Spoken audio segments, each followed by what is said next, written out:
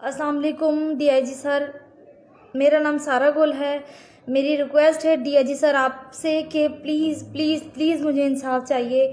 आज 3 दिन हो गए हैं, मैं लगातार थाने में जा रही हूँ।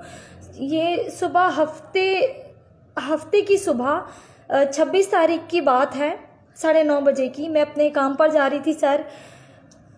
मेरी बहनोई ने पीछे से आकर मुझ पे अटैक किया है। मेरी ये आप आँख देख सकते हैं, मेरा मुंह देख सकते हैं, मेरे नाक की हड्डी डैमेज है, लेकिन मेरी कोई नहीं सुन रहा। मैं 3 दिन से लगातार थाने जा रही हूँ। उसने मुझे रास्ते में खड़ा करके, ये आप देख सकते हैं कि मेरी ये कमीज़ कहाँ तक फटी हुई है।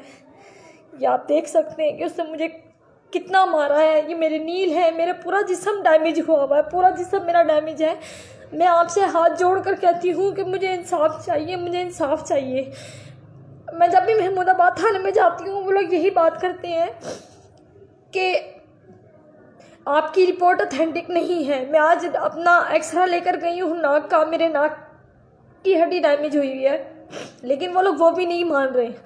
बाकी मैं आपसे हाथ जोड़कर मेरी गुजारिश है कि मुझे इंसाफ चाहिए।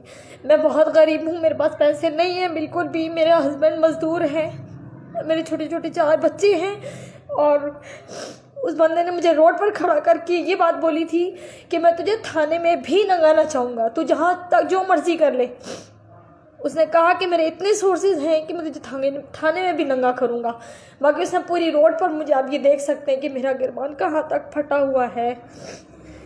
मैं आपसे हाथ जोड़ कर ये बोलती हूँ कि मुझे इंसाफ चाहिए, सिर्फ आपसे इंसाफ चाहिए।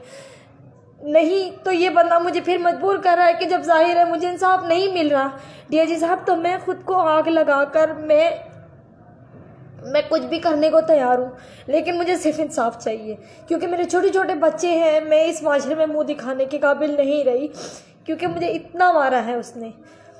मैं सिर्फ आपसे इंसाफ चाह रही हूँ, बस मुझे इंसाफ चाहिए। 3 दिन हो गए, मुझे डॉक्टर ने बेड रेस्ट बोला था, क्योंकि मेरे जिस्म की जगह जगह जख्म हुए में उसने मुझे इतना मारा ज़मीन पर लेटाकर,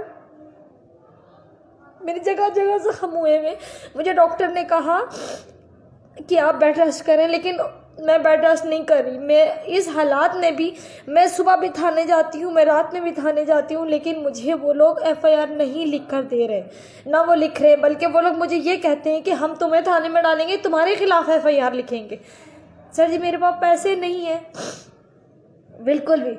उनके पास पैसा है, उन्होंने पैसा खिलाया, इसलिए वो लोग उनकी साइड ले रहे हैं। मुझे इंसाफ चाहिए और सिर्फ इंसाफ चाहिए। बहुत शुक्रिया।